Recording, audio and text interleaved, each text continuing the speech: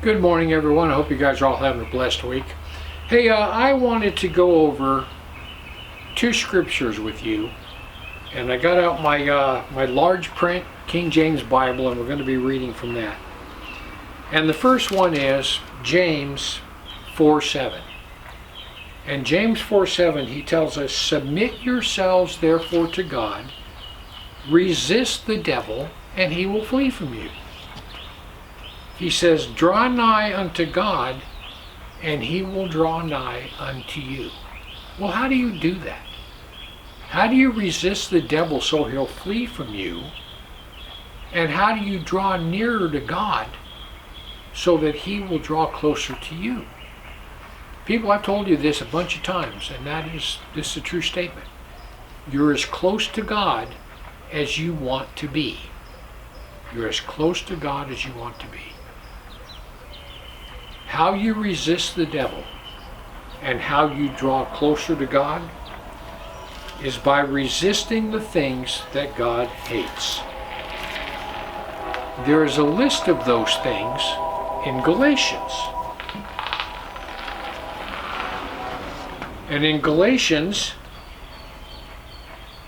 5:19, he tells us to flee these things. He tells us what the works of the flesh are. He says, "Now the works of the flesh are these: adultery, fornication, uncleanness, lasciviousness, adultery, witchcraft, hatred, variance, emulations, wrath, strife, seditions, and heresies, envies, murders, drunkenness, revelings, and such like, of which I tell you before, as I have told you in the past, they which do such things shall not inherit the kingdom of God." These are the things that separate you from God. Now in the King James, a lot of these things are hard to understand because it's not our language.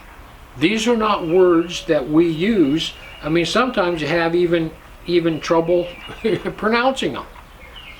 So anyway, I broke them down for you, and I want to give you exactly the meaning of exactly what they mean in the Greek. First one is adultery. Adultery is sex between a married person and anyone else. When one person is married, doesn't matter if the other one is or isn't, it's adultery. The next one is fornication. Fornication is sex between any unmarried people. That's fornication. The next one is uncleanness. Uncleanness means to be morally impure, to not have any morals whatsoever. The next one is lasciviousness, and that means lust. It means arousal. It means to be lewd. It's that guy that looks at some girl and he cannot help but open his mouth.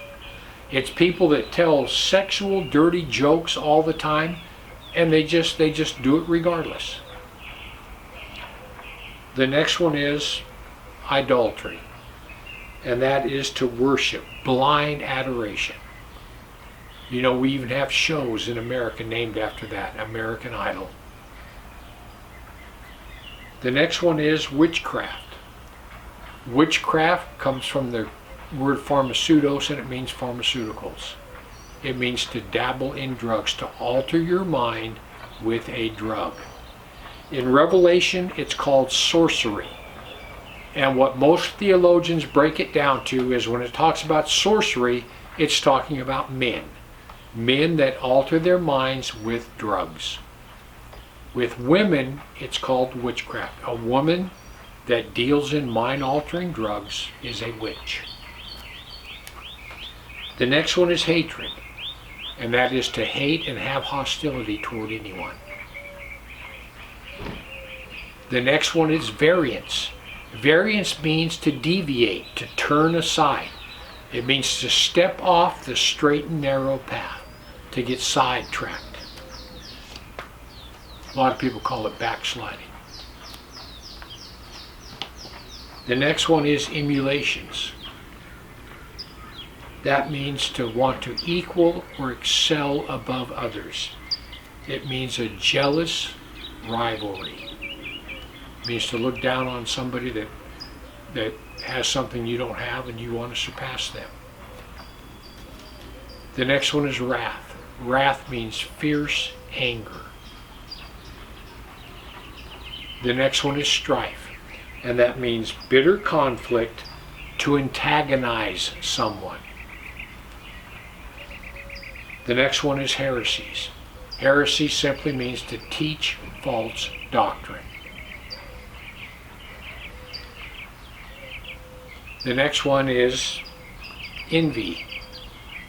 That means a sense of discontent, to be discontent. Jealousy. The next one is murder. That means to kill. The next one is drunkenness, and that means to alter the mind with alcohol. And the next one is revelings, and that simply means to party, to go out and party.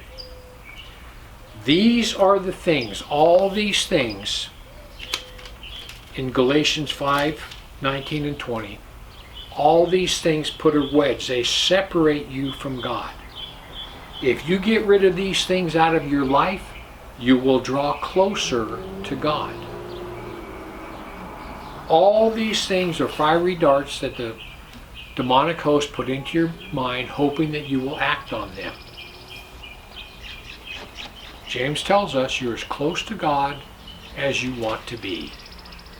The only reason that these things remain in your life is because you love them. You don't want to give them up, and you're as close to God as you want to be. If you wanted to draw closer to God, you would get rid of these things, because these are the things that are in the gap that are separating you from God.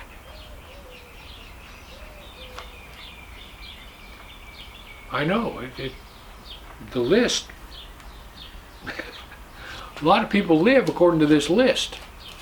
I know Christians that have many of these things still in their life, and they don't care.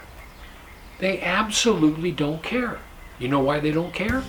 Because they're as close to God as they want to be. James tells us you have to get rid of these things if you want to draw closer to God. That's the way it is. Anyhow, I just want to give you something to think about. Heaven or hell, you choose. Just remember, once you take your last breath, it's a done deal.